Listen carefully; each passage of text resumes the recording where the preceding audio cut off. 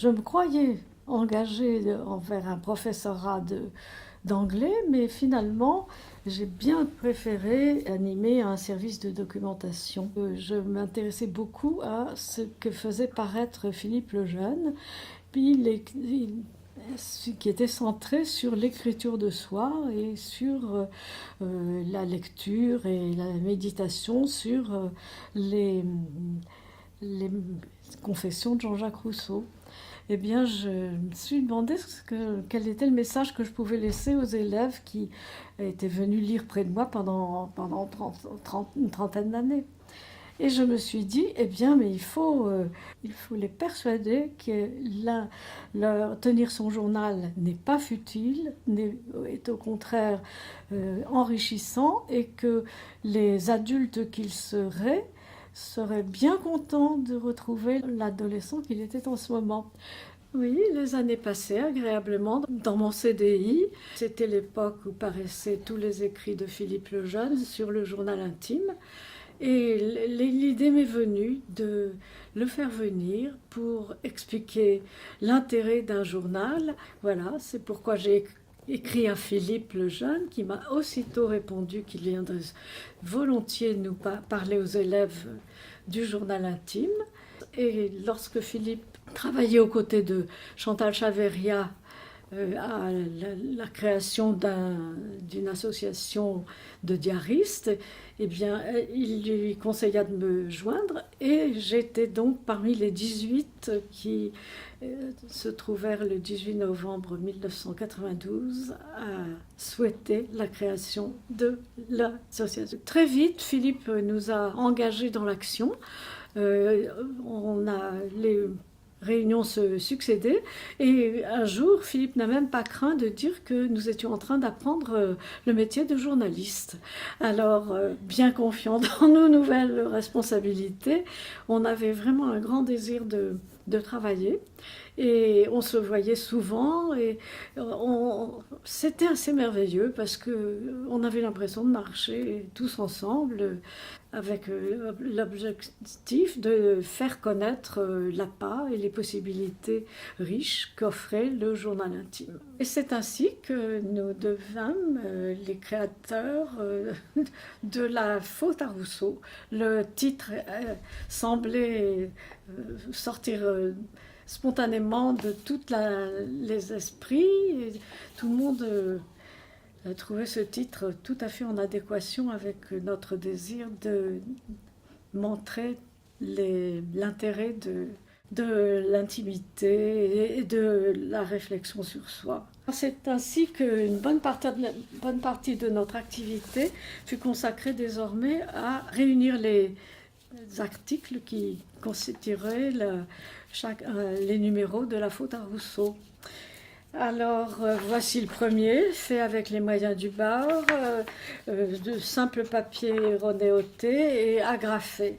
Et puis, déjà, le numéro 7 est plus élaboré. On voit bien l'intérêt porté sur les jeunes années. Voilà. Et puis, au fil du temps, ces albums devenaient de plus en plus soignés. Chacun apprenait son métier en même temps. Le rire de soi, rire des autres, oui, on était très intéressés par le rire. On avait des de bons rires ensemble, et on abordait un peu tous les sujets, et on changeait de figure. Oui, je ne dirais pas qu'on s'embourgeoisait, pas du tout, mais on était de plus en plus artistes plutôt, nous dirons. Nous étions un groupe de lecture, et beaucoup d'entre nous souffraient un peu. Ils étaient là, ils avaient été en attente d'un lieu où écrire et où se faire entendre, et c'était pas tout à fait ce que l'on vivait. On vivait en fait en se précipitant sur ce qui arrivait à Ambérieu, de nouveaux textes. Nous allions toujours vers des textes qui ressemblaient à à ce que nous étions, à ce que nous cherchions. Bon, et puis ça nous a quand même forcé un petit peu à regarder des gens un peu différents de nous. J'ai eu des très bonnes relations avec certains déposants, avec qui d'ailleurs je suis encore quelquefois en, en échange de correspondance, où on se demande ce qu'on devient, ce qu'on fait. Oui, on avait absolument besoin de recharger les accus et avec des gens proches de nous, en somme. Oui. C'est-à-dire qu'on recherche quand même soi, toujours. Et ça a donné l'idée d'écrire parallèlement aux gardes-mémoire des cahiers sur un thème choisi par le groupe et dont les textes seraient réunis à la fin d'une année et mis à la disposition des adhérents de l'APA. En général, nous travaillons autour d'un thème. Alors voici un des tout premiers numéros des cahiers.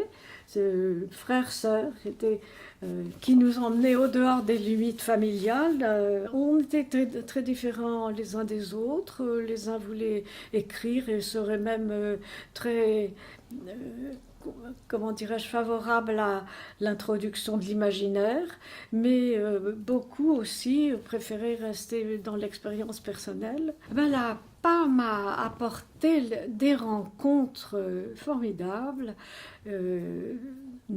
fréquentes et durables, des échanges sur notre manière d'écrire, des échanges au niveau des lectures, on se faisait les propagandistes de certains livres. Et moi qui étais timide et plutôt renfermée, ça m'a quand même bien ouverte aux autres. Voilà, non, j'imagine pas ce qu'aurait pu être ma retraite si je n'avais pas fait appel en son temps, et on s'entend bien l'air du temps, à Philippe.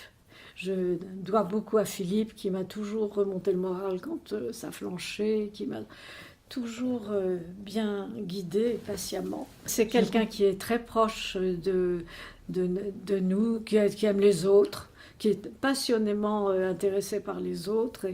Et donc, près de lui, on se sent équilibré, mieux équilibré que tout seul. Elisabeth a publié chez Harmattan La vie est un roman. Elisabeth a déposé 3 textes à l'APA. Les amours aux amours ressemblent, un journal de Bab, enfance et légende de Bab. Ensuite, elle a retranscrit les journaux de sa tante Renée pour les déposer également. Ce sont les cahiers de ma tante. Elle les a écrits en 3 fois. D'abord, quand entre 16 ans et 20 ans, c'était le meilleur ami de son frère et elle lui vouait une passion telle qu'elle lui écrivait des lettres d'amour qu'elle se gardait bien d'envoyer, mais enfin qui existaient. Et un jour, Chounet, qui était très à l'aise chez mes grands-parents, arrive dans la cuisine où René préparait une blanquette et dit « Oh là là, que ça sent bon !» Et petite souris intelligente, René lui prépare une bouchée dans une petite soucoupe et la fait manger à Chounet, lequel s'approche d'elle et lui fait un baiser papillon. Un baiser papillon, qu'est-ce que c'est? Eh bien, c'est quand on se penche assez près de la joue de la personne qu'on aime pour balayer sa joue d'un petit coup de cils. Alors, à la suite de cet événement bouleversant, René file dans sa chambre et va chercher dans son tiroir les lettres qu'elle écrivait à Chounet depuis le début de cet amour, c'est-à-dire en fait depuis le début des études de médecine de mon oncle Polo. Voilà. Et le lendemain, Chounet lui fait savoir qu'il a trouvé ses lettres très belles, très bien écrites, et l'invite à aller danser au bal de l'école de médecine le lendemain. C'était le 3 janvier. Et ce 3 janvier, c'est comme ça un anniversaire plein de souvenirs et plein d'élan amoureux. Et tous les ans, depuis ce jour, chaque année, René a une pensée pour Chounet et écrit des souvenirs qu'ils ont partagés. Voilà. Alors, tous ces cahiers regroupe les moments de vie intense de ma tante Renée. Et évidemment, seule la mort met fin à ce dialogue, puisque Chounet meurt bien avant, enfin 4 ans ou 5 ans avant Renée. Renée continuera à écrire un peu, mais elle n'attend plus rien de la vie, elle n'attend plus que la mort.